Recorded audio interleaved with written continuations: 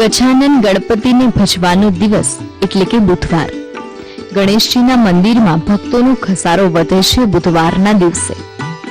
ગુજરાતમાં સ્થાપિત ગણેશજીનું એક એવું ભવ્ય રૂપ કે જેના દર્શન માત્રથી જ શ્રદ્ધાળુઓ ધન્યતાનો અનુભવ કરે છે।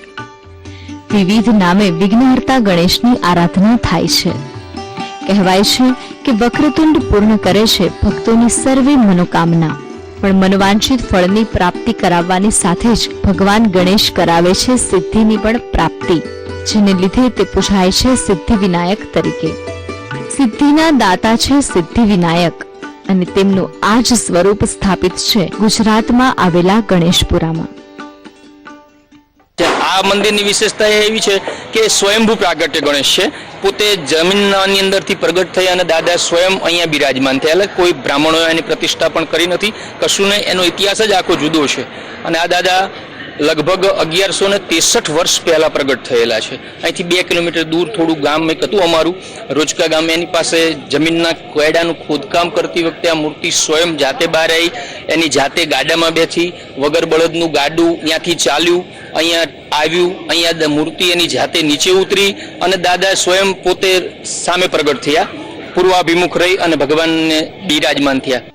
ધોળકા તાલુકાના કોઠ ગામ નજીક આવેલું છે ગણપતપુરા અને આ ગણપતપુરામાં બિરાજે છે મંગળકારી દેવ શ્રી ગણેશનું સિદ્ધિ વિનાયક સ્વરૂપ।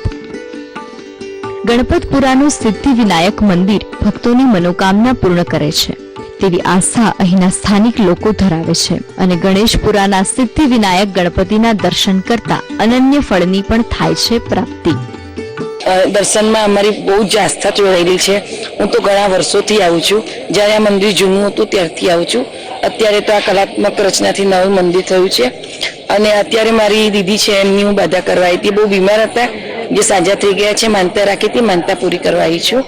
અને આ પહેલા પણ મેં એક માનતા રાખી હતી કે મારી બેબી PhD નું એડમિશન મળી જાય સારી જગ્યાએ, જે અત્યારે વર્લ્ડ બેસ્ટ જગ્યાએ એને એડમિશન મળ્યું છે। ઇટ્સ માય ફર્સ્ટ ટાઈમ, અહીંયા ફર્સ્ટ ટાઈમ અમે આવ્યા છે એટલે બસ જસ્ટ જોવા આવ્યા છે કે અને આટલો મોટો સ્વરૂપ તો પહેલી વખત જોયો છે સિદ્ધિ વિનાયકનો। આપણે બોમ્બેમાં જોયા છે એમને, જે નાની મૂર્તિ છે, આ ખાસી મોટી મૂર્તિ છે અને આર્કિટેક્ચર બી આનું બહુ જ ફાઇન છે, વેરી ડિટેલ્ડ આર્કિટેક્ચર છે એટલે અમને ગણપતિપુરાના વિઘ્નહર્તાનો મહિમા અનેરો છે।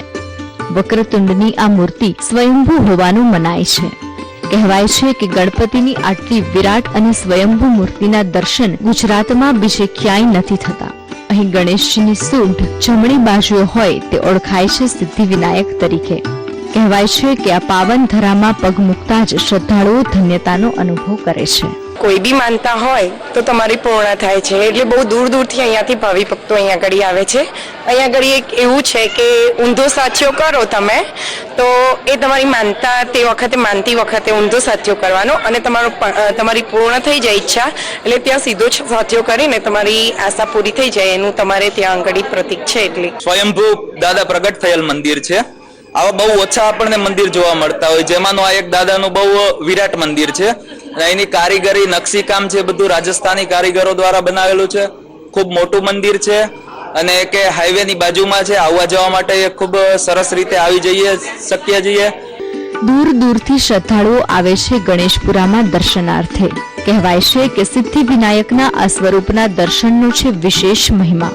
મંદિરનું વિશાળ પ્રવેશ દ્વાર સુંદર કલાત્મક નકશીકામથી શોભે છે અને જેનાથી મંદિરની સુંદરતામાં વધારો થાય છે।